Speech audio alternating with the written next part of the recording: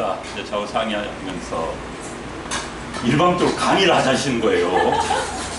근데 지난번에 제가 한번 강의를 해보니까 좀 지루한다도 두고 해서 하지 말자 했더니 이제 아니다 해야 된다. 그래서 제가 항상 집니다. 제가 우리 누님이시기 때문에 KBS 언론사 선배님이세요.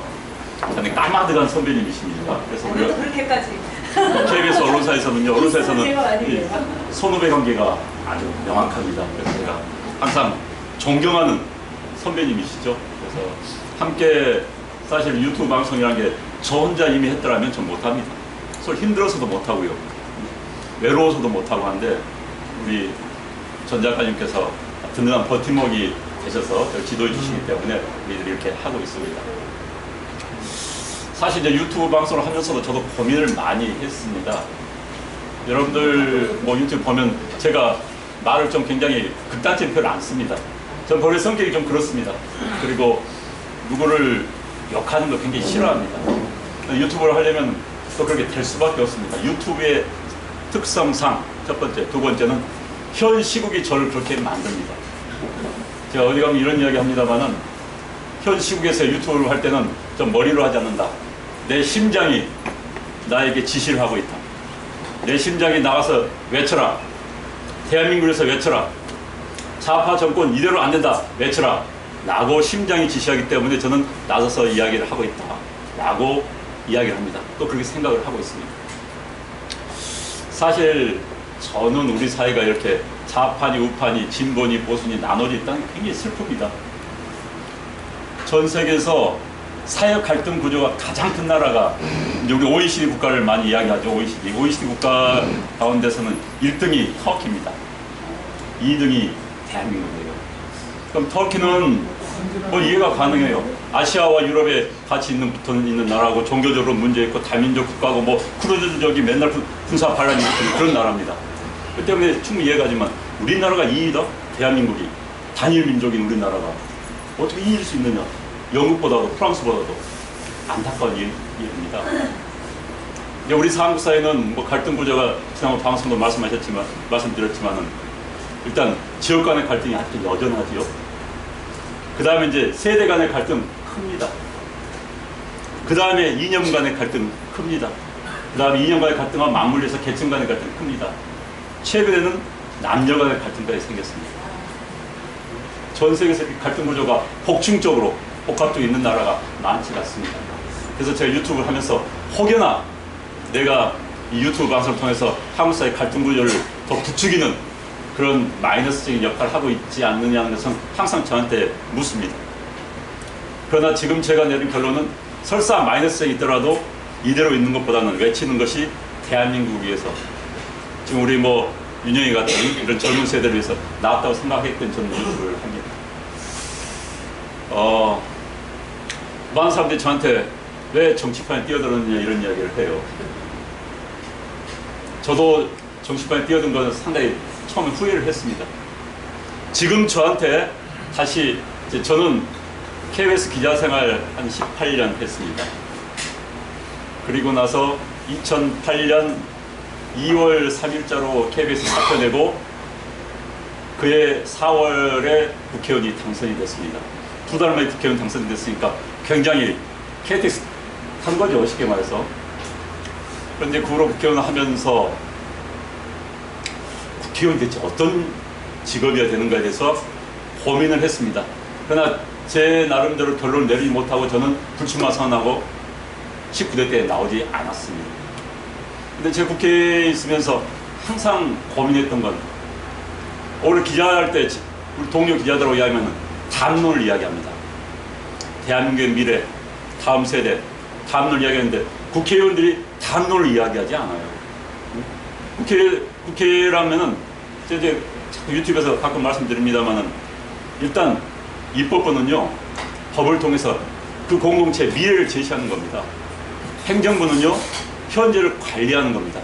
그러니까 어드미니스트레이션입니다. 관리하는 겁니다. 사법부는 과거를 정리하는 집단입니다. 그래서 대한민국은 지금 과도하게 사법부가 과거만 정리하고 있죠. 행정부가 현재도 아니고 과거만 정리한 또 행정부입니다. 그리고 국회는 미래를 제시하는데 미래를 제시하지 못해. 미래를 제시하려면 국회의원이 담론을 이야기해야 되는데 담론을 이야기한 국회의원 제가 솔직히 별로 보지 못했습니다. 그래서 국회에 있으면서 이제 기자 출신이다 보니까 굉장히 관찰을 많이 하게 돼요. 그럼 대한민국의 정치판에 뛰어난 사람들이 제 나름대로 분류해봤습니다. 1. 배운 게 이것밖에 없어서 운동권 출신들. 대학 때부터 정치한 사람들이에요. 배운 게 이것밖에 없어서. 2. 딴 일 하다 보니까 지겨워서 교수, 변호사, 전문직 있는 사람들. 저도 그런 부류였는지 모르겠습니다. 그 당시는. 지금은 아닙니다. 3번째, 자, 내 재산도 지키고 명예도 하나 얻기 위해서 돈 많은 분들 그런 분들 계시죠? 이거 하니까 재산도 지키면서 부는 있는데 명예가 없어. 그 다음에 마지막으로 이런 분도 있습니다. 그저 보기 좋고 남들 보기에 좋아 보여서 이런 내부류에 대부분의 국회의원들이 들어갑니다. 물론 그 내부류가 있지만은 그 내부류 플러스 알파 공동체를 위해서 국가를 위해서 이런 분들 있기는 있을 겁니다. 그러나 이제 비중의 문제겠죠. 저는 이제 국회 19대 때, 그러니까 2012년에 불출마 선언을 하고 국회에 출마하지 않았습니다. 출마하지 않은 이유는 여러 이유가 있었습니다만 그런 국회의 모습이 사실 싫었습니다.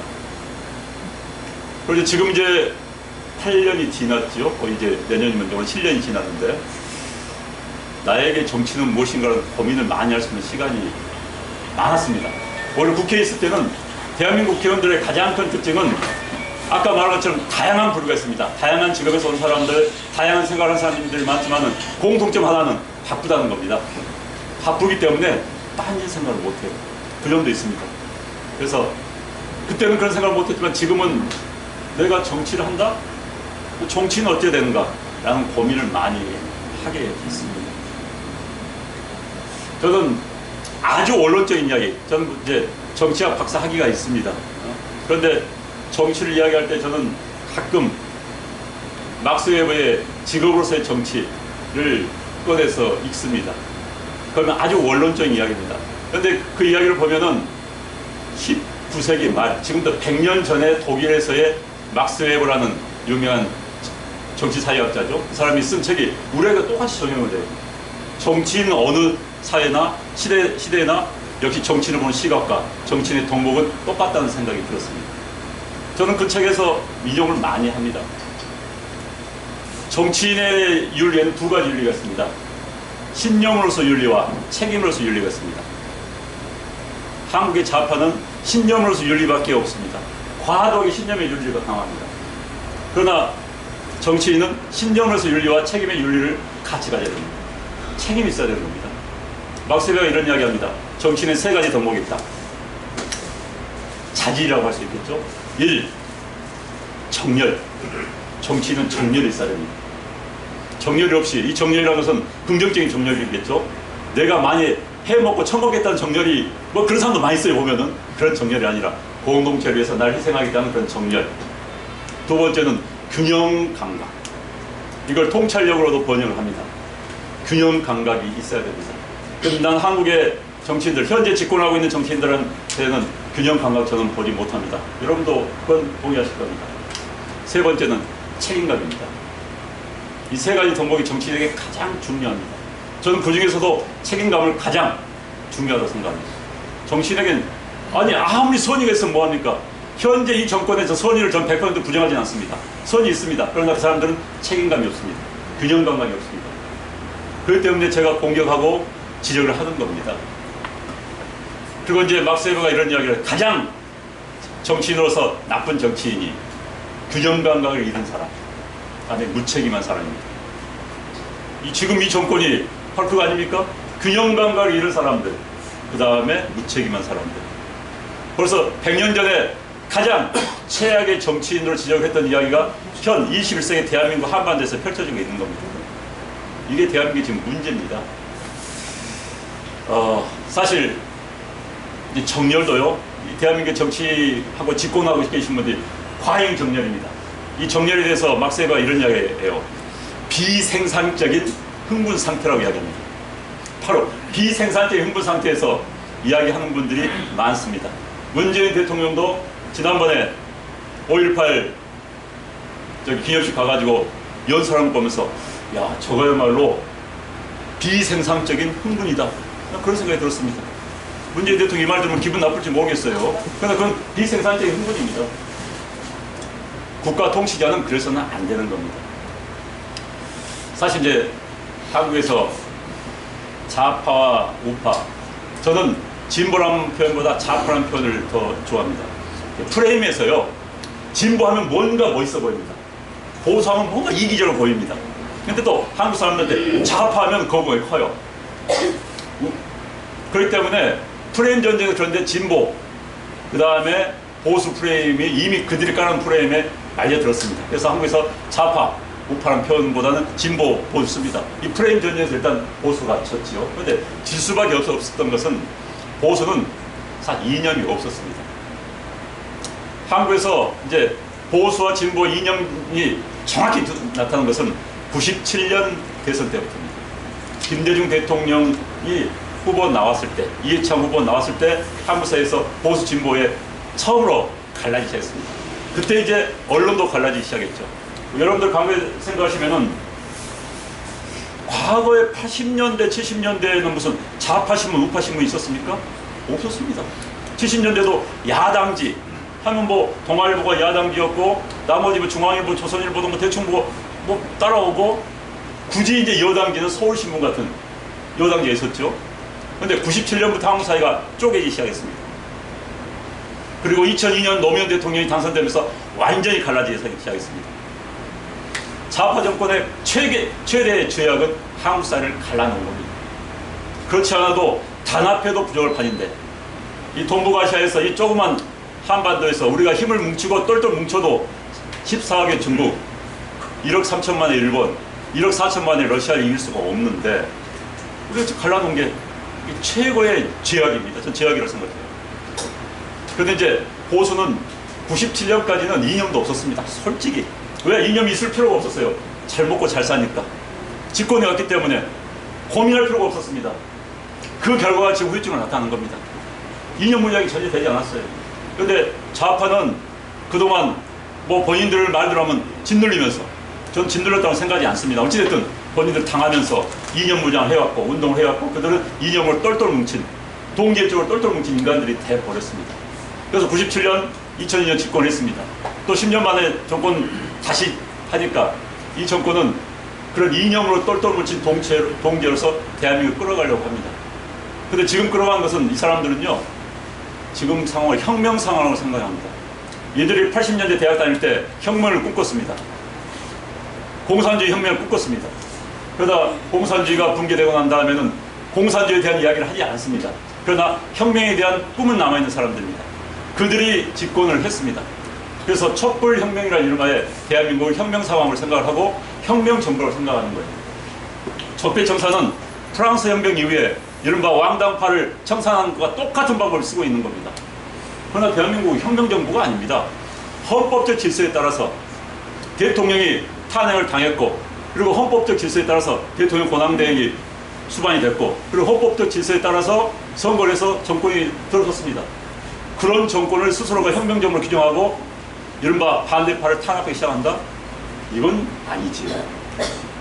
그리고 나서 탄압하기 가장 좋은 방법은 국민들을 갈라놓는 겁니다. 갈라놓고 통치하는 게 가장 편합니다. 그래서 저는 참 나라가, 저는 굉장히 낙천적인 사람입니다. 제가 강의하면 제가 이제 역사책을 한 2권 썼습니다. 한국사의 긍정적인 부분만 골라서 쓰는 역사책입니다. 대한민국의 미래도 저는 긍정적으로 썼습니다. 2010년 기준으로 골드만삭스가 이런 이야기를 했습니다. 20분 됐어요. 벌써 10분이 말씀을 해주려 하셨는데. 아니, 끝날 거 정치인들한테는요, 마이크만 좀 큰일입니다, 이게. 골드만삭스 2010년도 이런 이야기를 했어요. 2050년이 됐을 때 전 세계에서 가장 잘 사는 나라는 어디냐? 어디라고 했겠습니까? 일단은 지들 나라니까 미국이라 하더라고요. 2등은 어디냐? 대한민국이라고 했습니다. 2등 대한민국이었습니다. 물론 이제 가로 열고는 통일이 되면 전제에 있었지만, 전 통일이 안 되더라도 대한민국이 과거 우리가 뛰었던 힘을 뛰면 난 될 수 있다고 봅니다.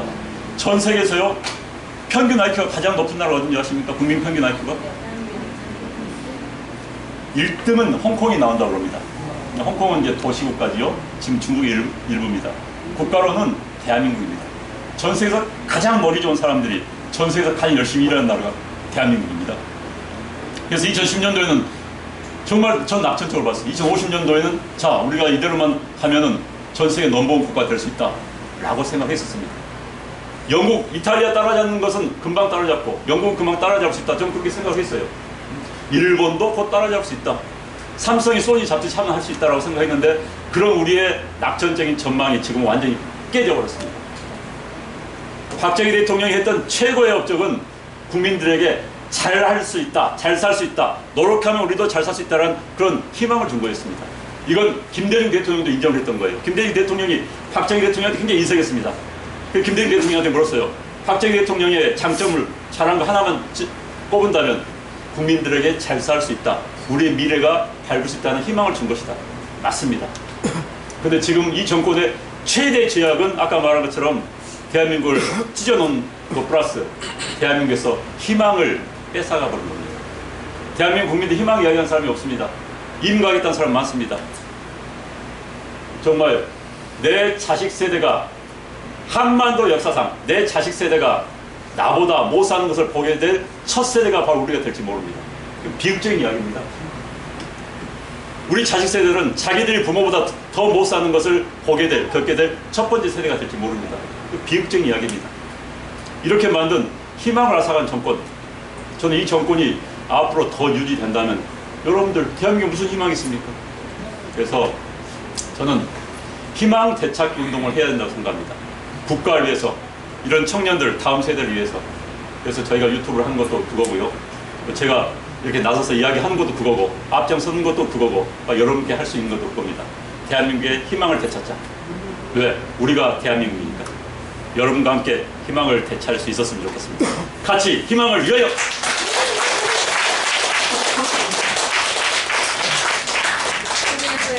아니, 그런데 그렇게 시간이 많이 지났어요. 네.